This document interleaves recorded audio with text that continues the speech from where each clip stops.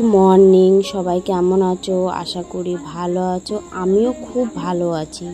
সকালে ঘুম থেকে উঠে ঘর দোর পরিষ্কার করে ঝাড়টার দিয়ে মুছে বাসন কোসন মেজে কাচাকুচি করে ঘরটা যখন মুছতে আসলাম তখন ভাবলাম একবারে মুছে রাখি, কারণ অনেক দিন তো মোছা হয়নি।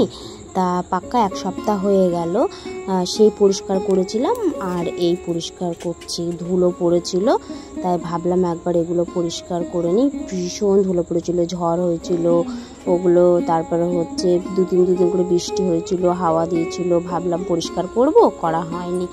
এই জন্য এগুলো আজকে ঘর মুছতে ভাবলাম এগুলো পরিষ্কার করে নিই, কারণ পরিষ্কার করলে পাক্কা এক সপ্তাহ মতন আর করতে হয় না।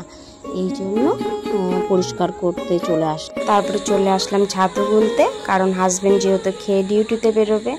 হাজব্যান্ড ছাতু খাওয়া হয়ে গেছে, তারপরে ডিউটিতে বেরিয়ে চলে গেল।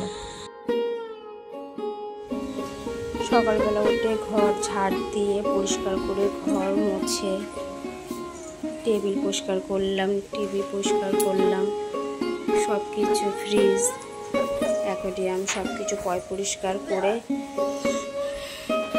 আর হচ্ছে ঘর দোর পরিষ্কার করলাম।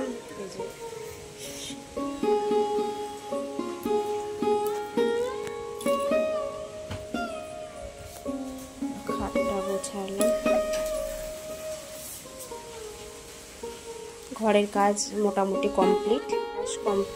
মোছা গ্যাসের কাজ হয়ে গেছে, পরিষ্কার করা, বাসন মাজা হয়ে গেছে।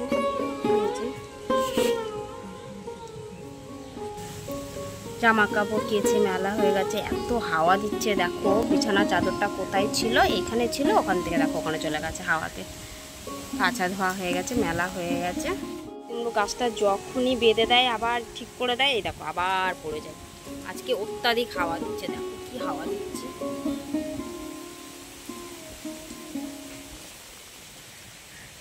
হাওয়া দিচ্ছে আজকে,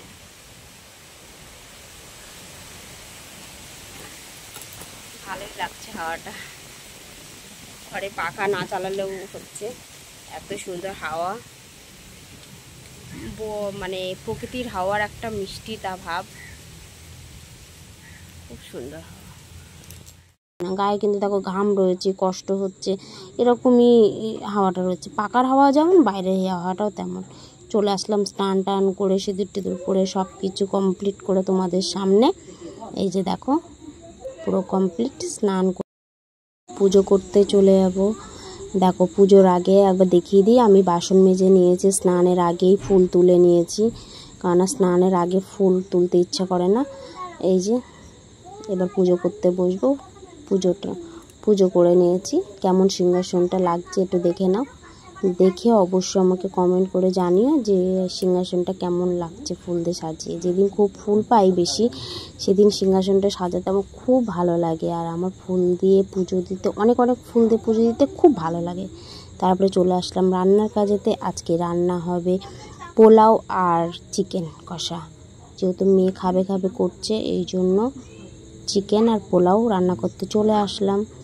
চাল ভিজিয়ে রেখে দিয়েছিলাম, ঝরিয়ে তারপরে ঘি, তারপরে হলুদটা মাখিয়ে রেখে দিয়েছিলাম আদা বাটা দিয়ে। তারপরে কাজু কিশমিশ এগুলো সব ভিজিয়ে রেখে দিয়েছি। তারপরে চলে আসলাম।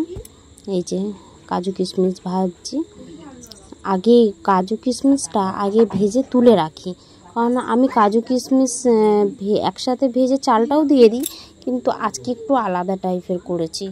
এই যে কাজু কিশমিশ ভেজে এটাকে তুলে রাখবো, তারপরে ফোড়ন দেবো, যেমন দারচিনি, লবঙ্গ, এলাচ, তেজপাতা। তারপরে চাল যে মেখে রেখে দিয়েছিলাম ওটা ঢেলে দিয়ে 5-7 মিনিট ওটাকে হালকা করে ভেজে নিয়ে, যেহেতু 2 বাটি চাল দিয়েছি, 4 বাটি জল গরম করে রেখে দিয়েছিলাম, জলটা এই যে ঢেলে দিলাম, দিয়ে একটু হালকা নাড়াচাড়া করে একটু ফুটতে দেব। একটু হালকা মানে বেশি আঁচে ফুটবে। পরে খুললাম, দেখো কেমন হয়েছে। ওটা হয়ে গিয়ে চিকেনটা বসিয়েছি, চিকেন কষাচ্ছি।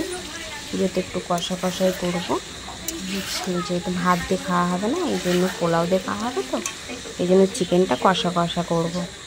বেশি ঝোল রাখবো না। এই যে অল্প করে জল দিয়ে দিলাম, জলটা আগের থেকে গরম করে রেখে দিয়েছিলাম, দিয়ে জলটা দিয়ে দিলাম অল্প করে, দিয়ে একটু বেশি আঁচে ফুটবে, ফুটে অল্প আঁচে রেখে দেবো, ব্যাস হয়ে যাবে। হয়ে গেছে। মেয়ের খাবার বেড়ে দিয়েছি, কারণ মেয়ে বলছিল খিদে পেয়েছে, তাই মেয়ের খাবারটা আগের থেকে বেড়ে দিয়েছি। আর তার সাথে গোলুকেও দিয়ে দিয়েছি, গোলু বলছিল খাবে, এই জন্য মেয়ে আর গোলু টেবিলে খেয়ে নিয়েছে বসে ওরা দুজনে।